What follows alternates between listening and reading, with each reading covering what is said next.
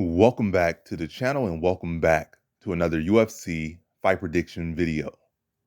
In this video, I'll be predicting the full card of fights for UFC Fight Night, Strickland versus Imavov. So without further ado, let's get to our first fight on the card. So in our first fight, we have in the women's flyweight division, Cachoeira versus Eubanks. And this is a very toss-up fight, going in here with very low confidence. Well, I'm going low confidence. I got very low confidence. It's just it's lock to low. Ain't no very low, very, very, very low. So lowest confidence I could have, I'm going with Eubanks here. She's up there in age, but I guess the most confidence I could have in this one is this fight is not going the distance. But yeah, I'm going on Cachoeira. I'm going on Eubanks. I'm sticking with my original pick. I feel like historically, Cachoeira has not done the best in grapples. Yes, she's improving, but I'm gonna stick with the old thing until she proves me wrong about like a solid real BJJ practitioner, not Gina Mazzani, like who's not really just like a everything, like a jack of all trades, but mediocre in literally everything or below mediocre. But yeah, Cachoeira definitely got a good shot here.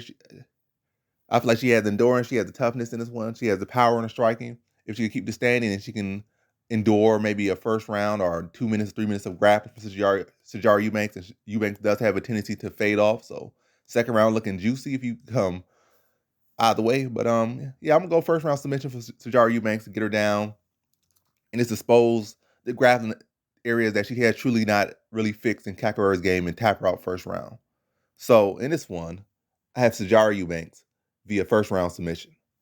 Now to our next fight we have in the flyweight division, Jimmy Flick versus Charles Johnson. And how I see this one right here is I'm going Charles Johnson. I feel like Jimmy Flick's grappling could definitely be an issue, but I feel like Charles Johnson has a huge striking advantage over Jimmy Flick.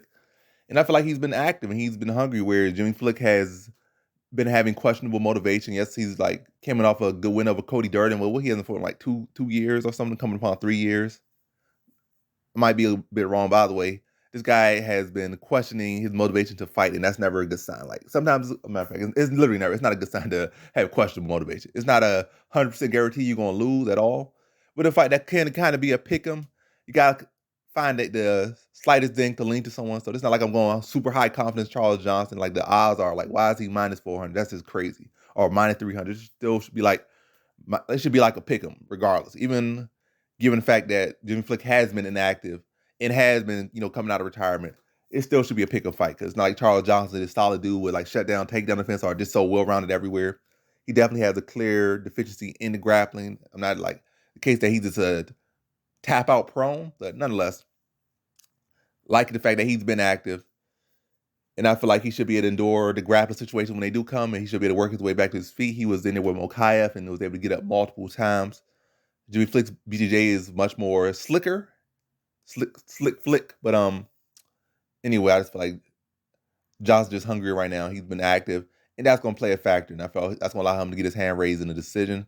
It felt like it'd be another one of these close, nail-biting decisions, but I feel like Charles Johnson's gonna be able to get his work done on the feet and be able to scramble at times and get up and be able to let those shots off, probably win the fight in like literally like the closing seconds, and get a combination out there, maybe drop Flick, maybe hurt Flick, and just like I said, the final minutes be over to rally and turn the tides.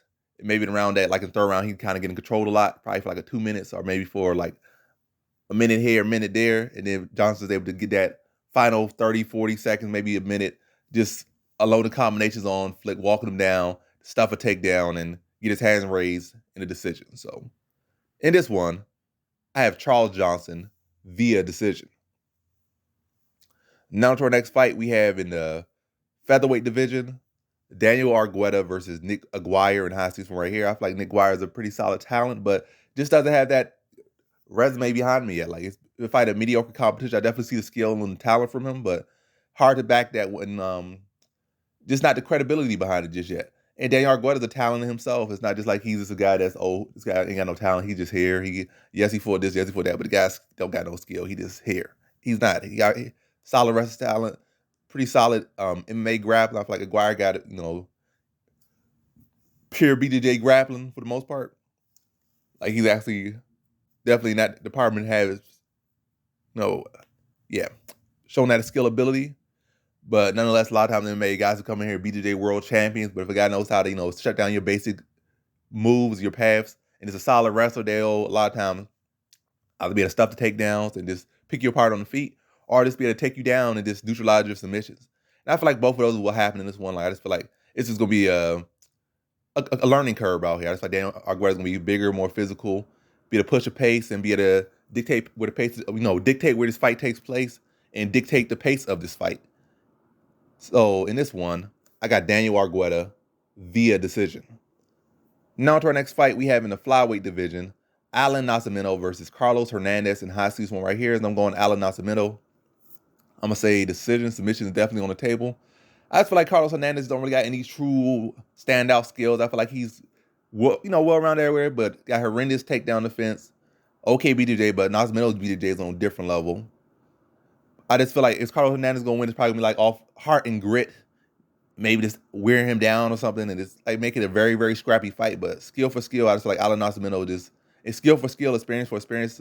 Like Nascimento got more than double the experience he got, and I feel like he's got more than double the skill he got. I'm probably exaggerating with the skill part, but nonetheless, I really don't see no true path for Hernandez outside of just a tough, gritty, just outworking him type decision, like just overworking the skill. Like yes, you're more skilled, yes, more that, but out hustling him is what I would say is his path to victory. And that's really his only path to victory. But yeah, I'm gonna say Alan Nascimento to win decision. I feel like he'll be able to take him down, control him. Like I said, highly likely submit him. I'm just gonna say decision. And I feel like Hernandez takedown defense hasn't looked that good, so Nascimento should be able to get him down. And on the feet, Hernandez striking hasn't looked the best either. So yeah, I feel like he can win either way he wants, but him being a grappler, I feel like he's gonna take him down and control him largely through this fight. So in this one, I have Alan Nascimento via decision. Now to our next fight, we have in the bantamweight division, Matus Mendonca versus Javid Basharat. And how I see one right here is I'm going Javid Basharat. Matus Mendonca, I say Mendonca. But Matus Mendonca has a pretty solid, good round of skill set. I just feel like Javid Basharat is just more polished, more composed, and he blends his arts together much smoother. I guess you say his one bad tendency right now is that he does got a pretty large head. He does keep his hands low, but he has shown good reflexes. Hasn't really been hit with too many big shots, but yeah, I just think he blends his skill set together well, and I think he can neutralize a lot of what Mendonca brings with his footwork and his boxing, working behind the jab, mixing his power shots in there, mixing his low kicks, maybe level changing, mixing the takedown, and just keeping Mendonca on his toes and keeping Mendonca reacting, and just like really just wear him down over the course of the fight, and then put him away in the second round. So in this one, I have Javid Basharat via second round TKO. Now to our next fight, we have in the lightweight division, Matus Rebecki versus Nick Fiore, or Nick Fury, that's what his name is. Matus Rebecki versus Nick Fiore. I said Fiore. Matus Rebecki versus Nick Fury. But anyway, I'm going Matus Rebecki here, and I'm going first round submission, and I'm sticking with it. I already made a prediction.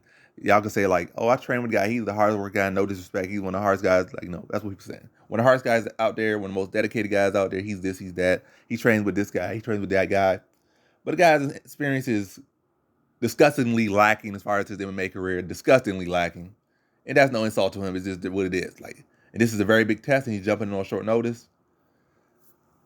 And again, also, this is not BJJ. BJJ, I would say, Fury's winning. That's a BJJ match, but potentially, matter of fact, I might not even say that, but definitely the odds would shift significantly if it was a pure BJJ match. Like, you gotta respect the guy's BJJ, but also right here you gotta respect the MMA.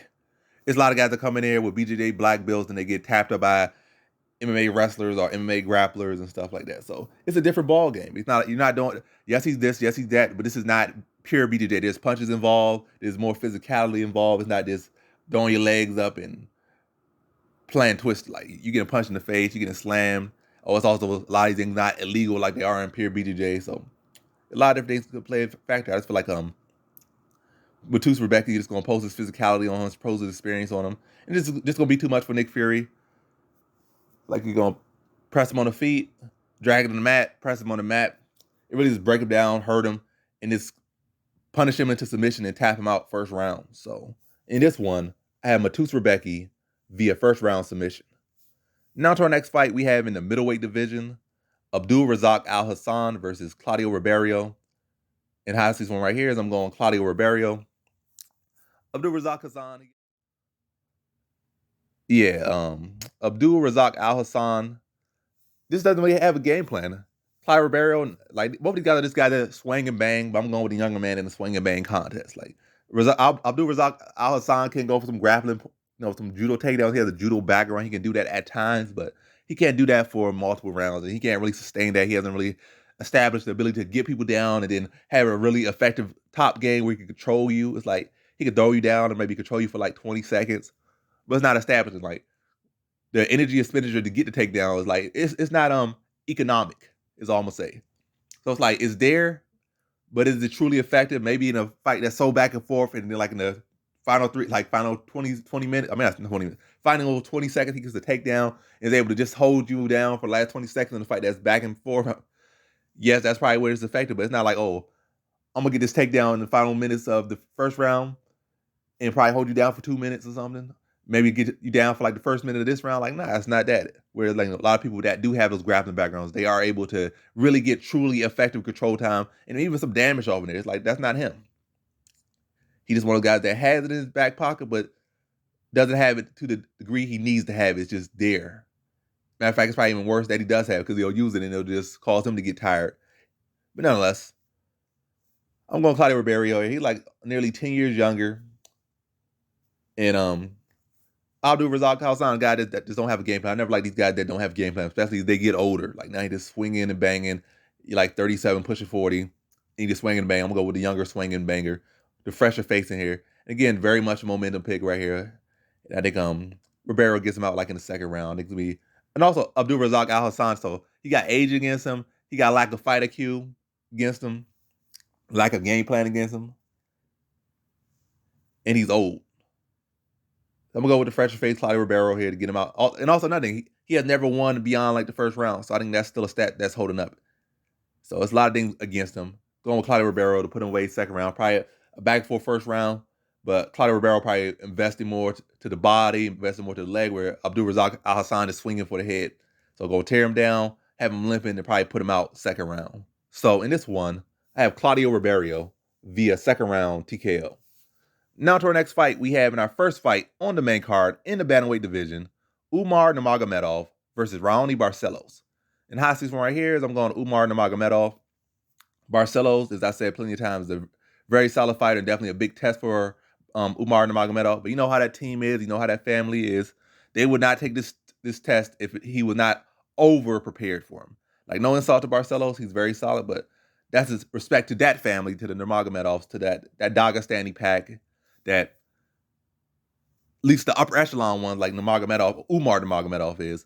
They're not taking fights unless they know they 200, 300,000% sure they're gonna win. And they obviously they're obviously not invincible at all. Like they're not literally not invincible. I'll be the first to say that. They're not invincible. They're not the greatest this, not the greatest that, but he will be up there to be prepared for Ronnie Barcelos. And I know probably which approach he'll take. Barcelos has solid wrestling, he has solid striking, well-rounded guy, but he has shown the tendency to be outworked.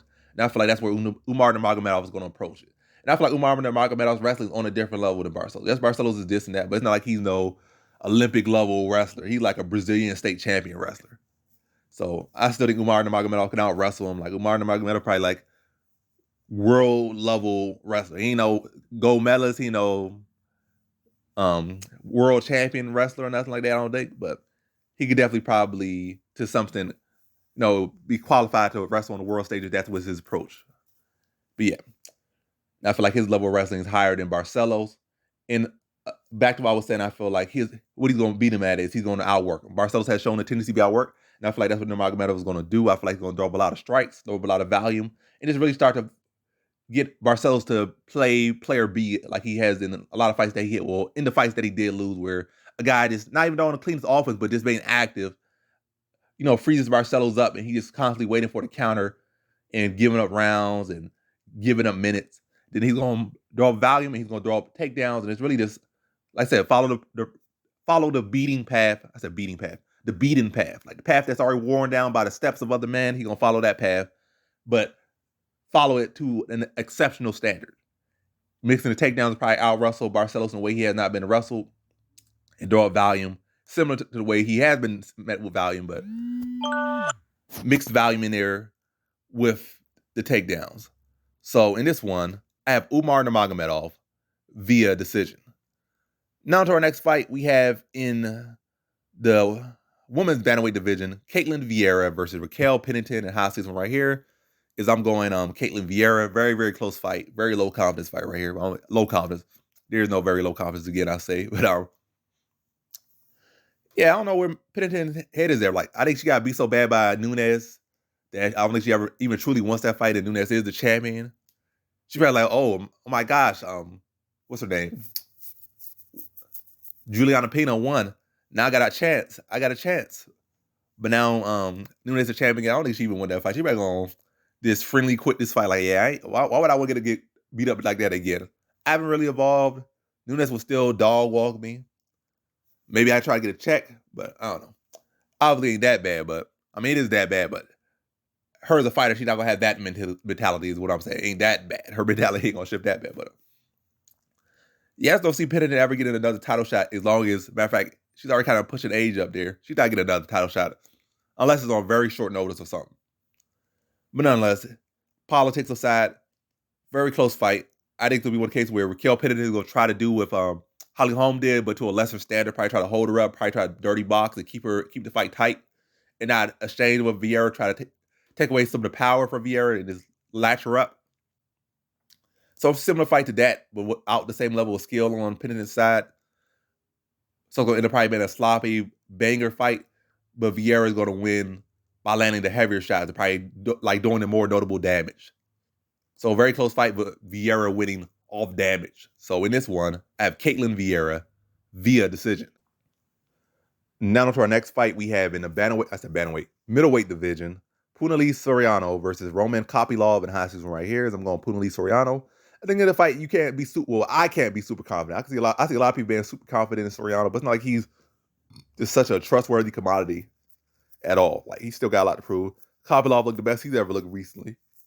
If it was like prior to that fight, I'd be like, oh, easy money Soriano. But with Soriano not looking all that great in really his recent fights, and Kopylov, I mean, looking at least like he has a pulse in his last fight, it makes the fight very shifty. But nonetheless, I'm going Punahele Soriano here. I feel like he has the wrestling, I feel like he has the power. And if the fight is close, like I said, the wrestling can shift the fight, the narrative, and his power can shift the narrative. Like, he can definitely drop Kopylov.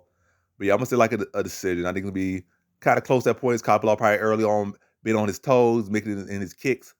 But Punahele Soriano constantly pressuring, probably makes the shots to the body, try to drop those hands and bring shots over the top, trying to cut the cage off. Maybe mixing the takedowns here and there, but Soriano on the front foot largely through this fight, landing shot. And I feel like Kopylov going to wear it down as the fight goes on and probably start to get taken down in more so in that third round. And Soriano's going to probably work on some ground and pound in that third round. I don't think he gets him out of there, but I do think he wins a decision. I think it's clear enough, but nonetheless, close fight, but clear winner. So in this one, I got Punahele Soriano via decision. Now to our next fight we have in our co-main event in the featherweight division, Dan Ige versus Damon Jackson in high season right here. As I'm going Dan Ige. Yes, as far as you look at the blueprint, Damon Jackson does simply have, what he needs to beat Ige. Like, Ige has been controlled in a lot of these fights, and Damon Jackson, that's what he would like to do. I mean, if he can submit you, he'll submit you. If he can stop you, he'll stop you. But for the most part, he's a high level, well, not a high level. He's like a I don't know. Let me just say, he's not among the best, but he's he's a decent blanket. He's not one of those like low level garbage blankets that be at the lower levels. Like, he definitely belongs to that middle of the pack, or that high middle or low high pack, but he definitely not super elite. Anywho, let me stop talking about this blanket before a mattress store starts trying to sponsor me or something. I mean, if they want to sponsor me, they can sponsor me, but I'm talking too much about blankets and stuff. What's that, Snuggie, whatever they do, name My Pillow, whatever they do, start DM me like, hey, I give you $1,000, you put a pillow in the background of your videos, or at least 100 of your videos. Matter of fact, gonna be like $50 for 100 of you. Like, nah, I ain't that cheap. But anywho, Dan Ige versus Damon Jackson. Yeah, I feel like, the proven path is kind of there for Jackson, but I also feel like Ige, you gotta look at evaluate the competition he has been fighting. He has been fighting literally the best competition. He's been fighting guys that been in position to fight for world titles and or have fought for world titles or have went on to fight world titles. Whereas Damon Jackson, he's he fought some okay guys here there, maybe some guys that were this and were that, but he ain't really been fighting a competition that has been, oh, that guy's ready for a world title shot, or that guy was on path for a world title. So like, this is a very big step up for Jackson, and this is the biggest step down for Dan Ige. He has fought since, probably 5 years. I'm not saying fight, I'm exaggerating, but he has fought, like in 5-6 fights. So I like Dan Ige will prevail here, and he will remind people like why he was in the position he was in. Like, he was really beating some solid guys and putting out some work out there. I feel like Ige has, you might say, oh, he's been losing that way, but Ige has a pretty solid grappling game as well. So definitely don't see submission on the table for Jackson. But I see everything on the table for Dan Ige. I feel like he has the power, he's has a striking advantage, the speed advantage, the athletic advantage. I feel like he should be the stuff to take down Jackson, maybe even out grapple Jackson, or at least, win the takedown battle and be on top, and should be able to neutralize Jackson's grappling from inside his guard, or wherever he wants to be on the ground, as far as not being on his back or having Jackson on his back. I feel like Ige should be able to prevail in those situations, probably land ground and pound. But what I feel he's going to do is I feel like he'll be able to stuff the takedown, press Jackson and get him out there early in the first round, probably like a first round TKO or a drop to a submission. I'm going to say like a first round TKO. But yeah, I do feel like he has skills. Jackson does have that proven path to beat him, but I feel like Jackson has not yet, fought at this level. And I feel like Ige is being slept on a little. Well, he's not slept on. He's the favorite now. I mean, when I initially saw it, he was slept on, based off what people were saying. But then, like, now everybody's shifting to Ige, which is like, damn, let me have this dog pick. Like, let's make a dog pick. Hey, so throw some money on Jackson so I can say I made a dog pick on Ige. But hey, it is what it is. I'm going Ige to get him out first round early, press him and put some high intensity on him, get him out early. So in this one, I got Dan Ige via first round TKO. Now to our main event, we have in the light heavyweight division, Sean Strickland versus Nasruddin Imavov. And yes, these are 2 middleweight, but it's like short notice, so it's light heavyweight. But anywho, I'm going with Imavov here, or Nasruddin Imavov, to beat Sean Strickland. Sean Strickland's a solid dude, but I feel like he's always in shape. It's not like his style is so energy spinning for him. Like, he go out there literally, throwing light strikes like he on UFC. Like, he just literally, that style where he just walk you down and throw spend minimal energy, but it's constantly in your face, throwing the lightest strikes he can throw, hoping you just drain your own battery out or drain your own cardio, like in the video game or something. And then, like, that's just his style. Constantly in your face, weak strikes, flat-footed, rolling with some shots, and just stand in your face. I feel like Imavov's footwork, his size, his reach, his athleticism will be too much for Strickland. Strickland coming in on short notice, maybe not in the exact best shape, even though he don't really need to be in the best shape with his style that doesn't really require a whole lot of intensity, which it could, like I said, is in actuality at this level a detriment to him. At the lower level, you can get away doing that because these guys is just not lower level, and you can just walk them down like that. They don't have no answer to it. But a higher level, like, this guy literally just fighting at the same exact level throughout. All I had to do was either just outwork him throughout the fight if I had the cardio to do that, or I could just probably sprint for like 2 minutes and then just get him on my bike and beat him, because this guy literally just fight at the same level. Like, people at a higher level, or he keep doing the same exact thing, like, and set him up for counters, his hands low, and you get the ability like Pereira does, like, or did, or whatever the case may be. Like, the stuff is there. He's not no world champion. If he really think he's world champion, the man should just retire right now and just become a blogger, because that ain't not happening for you. Definitely not in the UFC.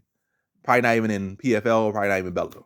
Matter of fact, maybe PFL. PFL, it's some bums becoming champions. And I'm not even saying bums. It's some people that he could beat that's becoming champions in PFL. So PFL, definitely. Bellator, nah, not even Bellator. But PFL, yeah. Bellator, no.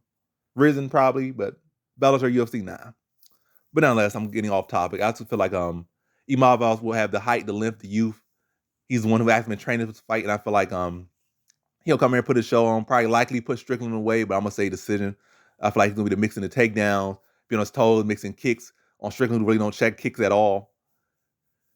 Probably rip kicks to the body, rip shots to the body, bring shots to the top, and really just outwork, outpace Strickland. I feel like Strickland will have maybe some, matter of fact, probably not even later rounds, because Strickland's coming in on short notice, but I feel like Strickland will be game throughout the fight, but I feel like Imavov is going to be pushing a higher pace, mixing shots up more, not just going for the head, not just throwing light strikes, but mixing in light strikes, mixing in combinations, mixing in power shots, and just having the more variety, the higher intensity, and just more purpose to his game, where Strickland just really just trying to stay in your face, and just his real approach is just to tire you out and outwork you. But Imavov just going to be too sharp, too active, too many angles on his toes, and Strickland ain't really gonna have much of an answer to it.